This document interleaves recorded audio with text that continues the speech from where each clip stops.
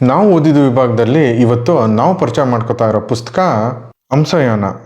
ಮಹತಿ ಈ ಪುಸ್ತಕದ ಕಥಾನಾಯಕಿ. ಸಣ್ಣ ವಯಸ್ಸಿನಲ್ಲೇ ತಂದೆ ತಾಯಿನ ಕಳ್ಕೊಂಡಿರ್ತಾಳೆ. ಅವಳ ತಾಯಿಯ ಕೊಲೆ ಸಸ್ಯವನ ಅನ್ನೋ ಆಶ್ರಮದಲ್ಲಿ ಆಗಿರುತ್ತೆ. ಅವಳು ಸಣ್ಣವಳಿರ್ಬೇಕಾದ್ರೆ ಆಶ್ರಮಕ್ಕೆ ತುಂಬ ಸಲ ವಿಸಿಟ್ ಮಾಡ್ತಾ ಇರ್ತಾಳೆ.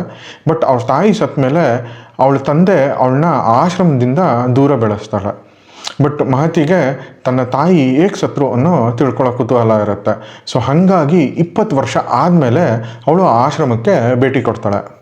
ಈ ಹಂಸ ಕುಟೀರದ ಬಗ್ಗೆ ಮಹತಿ ಎಲ್ಲರ ಹತ್ರನೂ ವಿಚಾರಿಸ್ತಾ ಇರ್ತಾಳೆ. ಈ ವಿಷಯ ಗೊತ್ತಾಗಿ ಅವಳ ಮೇಲೆ ಅಟ್ಯಾಕ್ ಕೂಡ ಆಗತ್ತೆ. ಈ ಅಟ್ಯಾಕಿಂದ ಮಹತಿ ತಪ್ಪಿಸ್ಕೊಂಡ್ಲ, ಅವಳು ಬದುಕಿದ್ಲ. ಅಲ್ಲಿ ಏನು ನಡೀತಾ ಇತ್ತು, ಇಲ್ಲ ಅಲ್ಲೆಲ್ಲ ನಾರ್ಮಲ್ ಆಗಿದ್ದು ಅಲ್ಲೇನೋ ನಡೀತಾ ಇದೆ ಅನ್ನೋದು ಮಹತಿ ಭ್ರಮೆನ. ಇದನ್ನೆಲ್ಲ ತಿಳ್ಕೊಬೇಕು ಅಂದರೆ ನೀವು ಪುಸ್ತಕನ ಓದಲೇಬೇಕು.